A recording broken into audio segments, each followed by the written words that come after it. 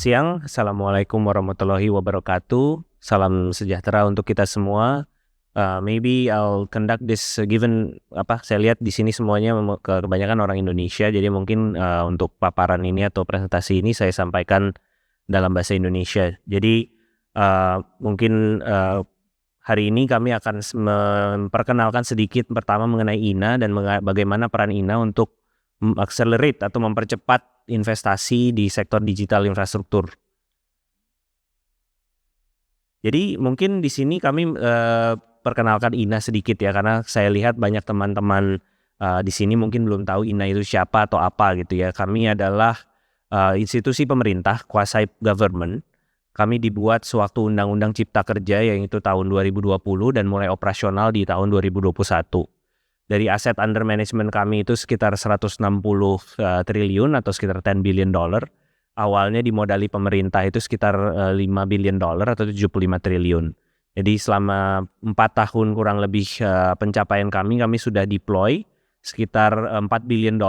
Jadi kira-kira 40-50% dari balance sheet-nya INA, separuh lagi adalah dari investor kami. Jadi mandat kami itu unik. Jadi satu itu untuk investasi, tapi yang kedua juga untuk menarik investor gitu. Jadi kami biasanya setiap investasi tidak investasi sendiri gitu. Kami investasi bersama-sama dengan partner. Partner itu kami pilih yang kredibel, yang very blue chip gitu ya. Jadi yang bisa menarik teman-teman investor lainnya juga untuk datang ke Indonesia. Nanti saya akan paparkan specifically untuk di sektor data center yang kami berhasil tarik. Gitu. Jadi ini sedikit lah dari yang sudah kami kerjakan. Saya akan tunjukin semuanya aja, tapi di sektor jalan tol sebagai contoh kita udah menjadi nomor 3 sebagai pemegang jalan tol dari sisi kilometer. Di digital atau digital infrastructure kami juga investasi di perusahaan telco tower terbesar di Indonesia gitu. Dan di data center juga kami udah invest dan udah berpartner dengan partner kami yaitu GDS atau Day One dari China. Sekarang itu sudah ada 70 megawatt lebih, di mana 100% sudah di-secure oleh satu tenant. Jadi 70 megawatt itu teman-teman data center sendiri kan besar ya di Indonesia itu. Ini kira-kira mungkin 1/3, 1/4 dari seluruh kapasitas di Indonesia dan ini hanya di satu lokasi. Dan juga ada sektor-sektor lainnya seperti healthcare, kami sudah investasi di public chain terbesar di Indonesia, juga untuk di sektor green energy dan transformation.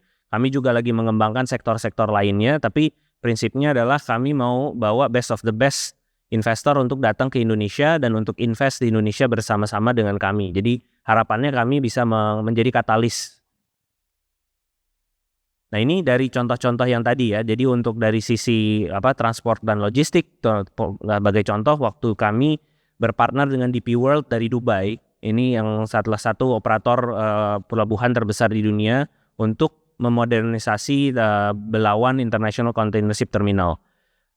Kemudian di healthcare juga ada contoh lagi, kami berpartner dengan SK Plasma, yaitu salah satu konglomerat kesehatan di Korea untuk membangun blood plasma atau plasma darah, pabrik plasma darah. Mungkin kita setelah COVID menyadari kita itu dari plasma darah itu pada dasarnya 100% import. Jadi pabrik ini yang akan mulai beroperasi sekitar 2 tahun dari sekarang ini akan menjadi mengurangi ketergantungan Indonesia akan import dari plasma darah tersebut gitu. Jadi core sektor kami selama 4 tahun itu adalah transport logistik, digital, kemudian transition energy atau green energy, kemudian healthcare, dan kemudian pada akhir tahun lalu kami mengembangkan ke 2 sektor baru lagi, yaitu food and agriculture serta dari critical minerals yang untuk mensupport juga agenda pemerintah dari food and agriculture. Contohnya adalah untuk food security ataupun meningkatkan kompetensi ekspor kita. Kemudian juga dari critical minerals mengacu pada kekuatan Indonesia pada dasarnya untuk mineral-mineral tertentu seperti nikel dan sebagainya, dan juga situasi geopolitik yang dimana banyak perusahaan-perusahaan ini mengembangkan proses atau tempat-tempat produksi mereka di luar negara asalnya, terutama yang dari China. Gitu. Nah, specifically untuk di digital dan digital infrastruktur seperti pembicaraan dari pagi ya, mungkin dari Pak Denny, dari Pak Neil dan teman-teman lainnya, memang ada digital divide di Indonesia gitu ya. Jadi memang kita masih ada kekurangannya. Tapi kekurangannya itu apa? Jadi kami lihat ini fase sebelumnya Indonesia adalah fase meningkatkan coverage atau penetrasi yang terjadi pada mobile phone ya. Jadi yang ditanyakan teman-teman ya, di sini semua udah punya mobile phone. Kalau ke pelosok-pelosok cenderung sudah punya mobile phone. Tapi berikutnya ini fasenya kita lihat udah bergeser ke sifatnya kualitas dan kuantitas. Jadi dari sisi data itu konsumsinya akan sangat tinggi. Kebutuhan latensinya berkurang. Apakah buat kebutuhan bersekolah, apakah kebutuhan buat mencari nafkah dari teman-teman yang melakukan TikTok dan sebagainya. Jadi kita lihat perkembangan ini kita perlu ikut serta ya. Baik kita memakainya untuk kebutuhan ekonomi kita, meningkatkan kesejahteraan rakyat, ataupun memanfaatkan ini sebagai kesempatan untuk mengekspor sebagian dari sumber daya kita secara value added gitu ya, kayak hilirisasi bentuk lain ya. Seperti itu. Dan ini adalah yang kami sudah lakukan di INA. Jadi mungkin sedikit detail gitu ya, karena mungkin teman-teman nggak tahu. Kami itu pertama investasinya memang di perusahaan telco tower, karena kami lihat telco tower ini adalah backbone ya, maksudnya sangat penting untuk terus meningkatkan penetrasi. Gitu. Kami berpartner dengan Mitratel yang anak perusahaannya Telkom sewaktu IPO. Dan kami mengembangkan nih, kami pengen network gambar ini kita punya exposure semuanya gitu. Kami udah data center akan saya paparkan lebih detail. Kita partneran dengan pemain terbesar di China, udah punya 1,5 gigawatt di China only, dan sedang mengembangkan kebutuhan mereka di luar China. Kemudian dari sisi connectivity, dari fiber kita juga lagi mengeksplor gitu ya. Seperti yang Pak Denny sampaikan, kami juga mendukung sepenuhnya kebutuhan untuk sharing, karena sharing itu key ya untuk supaya kualitas lebih baik sementara harganya masih affordable. Kami pun sebagai investor yang sifatnya investor finansial mencari return, kita lihat kalau kompetisinya berlebihan juga berbahaya gitu. Tapi memang kalau itu ya mungkin dari sisi Komdigi untuk menemukan di mana right fitnya lah. Tapi kami lihat kami sebagai investor bisa membantu mengkonsolidasinya secara market. Ini dari kami memang masih banyak yang kami perlu lakukan yang sifatnya di subsea network yang luar negeri, itu kami juga masih explore terus. Mungkin nanti pada waktunya nanti kami juga akan mengembangkan di sisi aplikasinya gitu ya, kan yang seperti kita lahirkan GoTo yang baru, kita lahirkan Tokopedia yang baru dan lain sebagainya. Nah, ini kita bicara spesifik di data center. Kenapa sih kebutuhan ini tinggi gitu? Kita lihat teman-teman di sini udah bicara cloud, bicara AI. Saya mau tunjukkan aja angka yang cukup fenomena ya. Sekarang itu mungkin globally data center sekitar 50 gigawatt. Mungkin dalam 5 tahun, 6 tahun, 7 tahun ini ada yang bilang bertumbuh menjadi tambah 50 lagi. Ada yang bilang tambah 100 lagi. Tapi apapun angka itu besar. Itu sangat besar. Kebutuhan energi, kebutuhan listrik, bahkan kebutuhan untuk membangunnya itu sangat besar. Nah, tadi saya bilang sama teman-teman di sini, Indonesia perlu lebih strategis nih.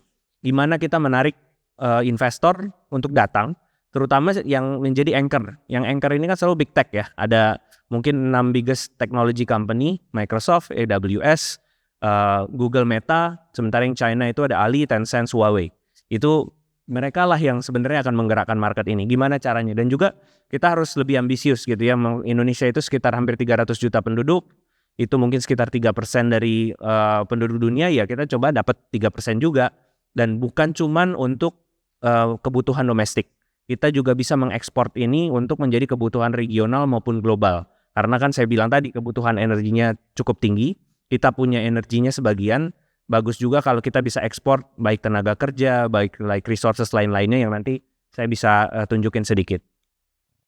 Nah, ini dari analisa sederhana kami, mungkin dari teman-teman yang mungkin pernah berhubungan dengan Bappenas dan sebagainya. Kita lihat dari sisi economic impact ini sebenarnya mirip seperti property development gitu ya kalau dari sisi ekonominya. Jadi mungkin multipliernya 2 kali. Ya menarik, tapi mungkin kita perlu lakukan hal lebih untuk melihat gimana caranya supaya supply chain-nya bisa lebih banyak. Karena teman-teman di Malaysia begitu development-nya besar, memang lokalisasi dari supply chain itu terjadi secara cukup natural.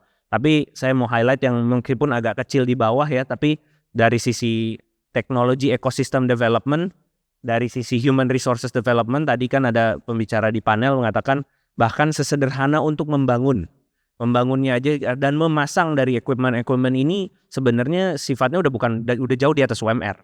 Pekerjaan itu udah higher skill worker, jangan bicara developernya dulu ya gitu.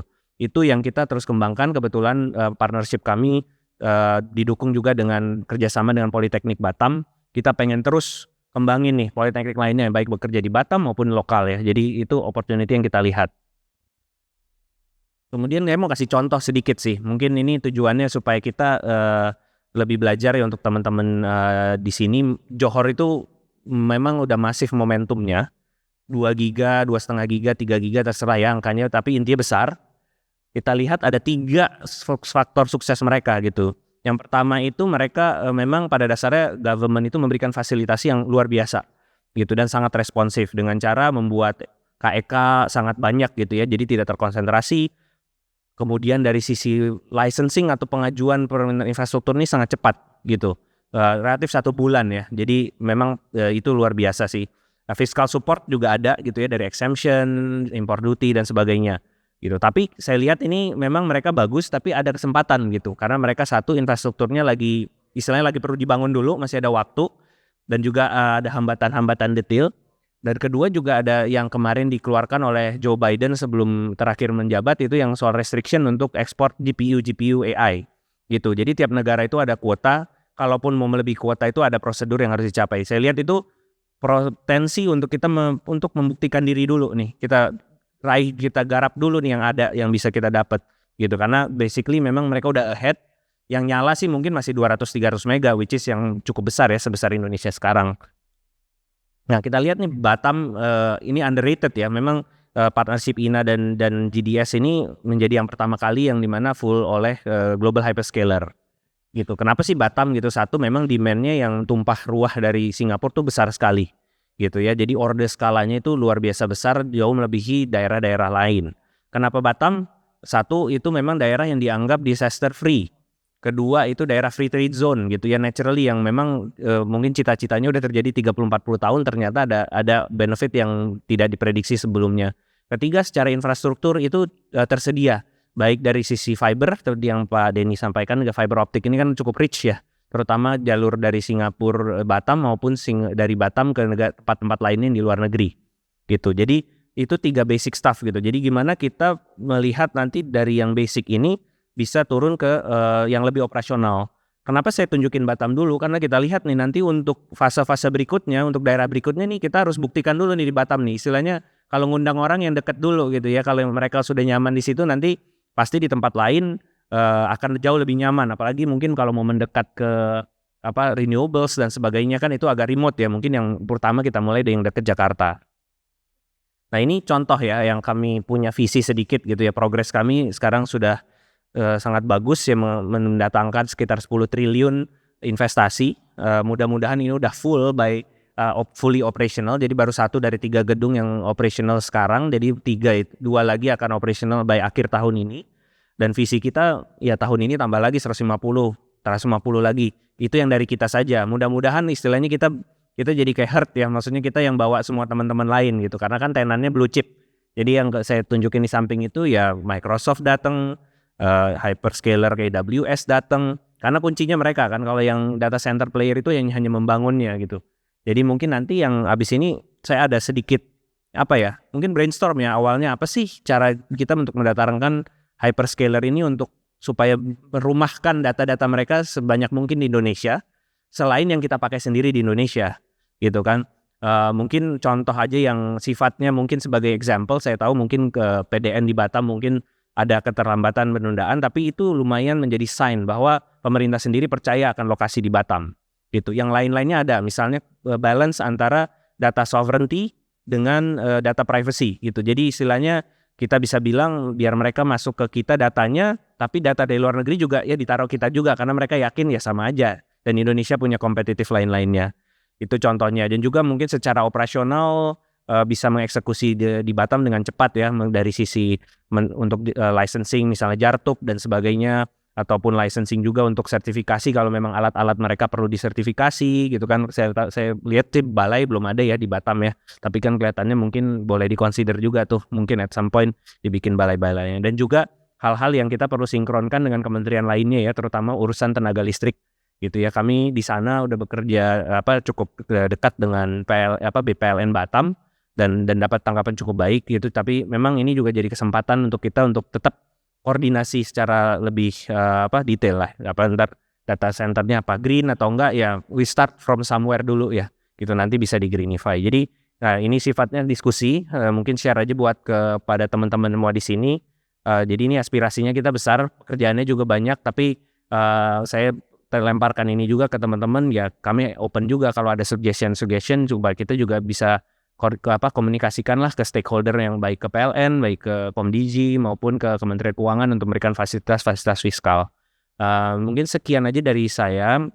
Terima kasih atas waktunya. Semoga kita bisa kembangkan lah. Terima kasih atas partisipasi teman-teman di sini semua atas industri data center. Semoga kita bisa bikin ini lebih besar dan lebih maju untuk Indonesia. Terima kasih.